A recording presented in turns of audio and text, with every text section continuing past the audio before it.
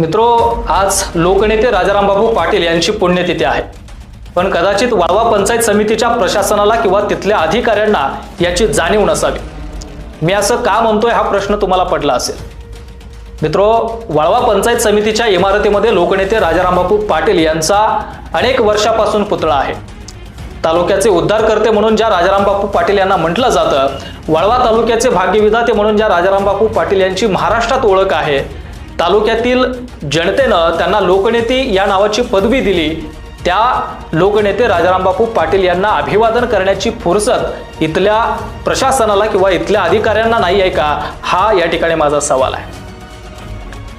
आज लोकनेते राजाराम बापू पाटील यांची पुण्यतिथी आहे।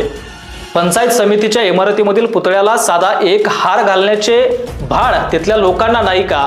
नैतिकता आणि जबाबदारी हे शब्द कुठेतरी हरवत चाललेत का, हे या ठिकाणी मला विचारायचं आहे। मित्रो, 1962 पासून ही पंचायत समिती अस्तित्वात आहे।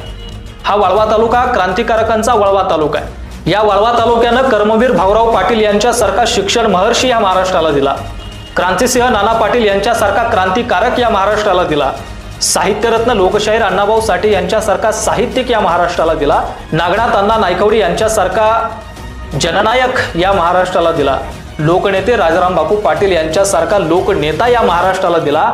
याच लोकांमुळे देशभर आपल्या तालुक्याची ओळख आहे आणि या पुरुषांचे आचार, विचार आणि अस्तित्व जपण्याची फुरसत या प्रशासनाला नाही का, हा सवाल आहे। एवढे आपण आपल्या कामात बिझी आहात का?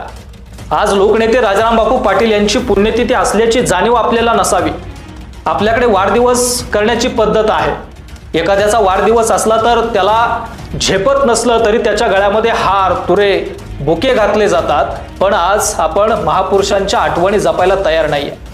ज्या लोकांनी वाळवा तालुक्याचं नाव देशाच्या कानाकोपऱ्यामध्ये नेऊन पोहोचवलं, त्यांची अस्मिता जपायला आज आपण तयार नाही। नैतिकता, जबाबदारी ही फक्त कामापुरतीच आहे का, हे आवर्जून मला वाळवा तालुक्यातील जनतेला आणि खास करून तिथल्या पंचायत समितीच्या प्रशासनाला आणि अधिकाऱ्यांना विचारायचं आहे।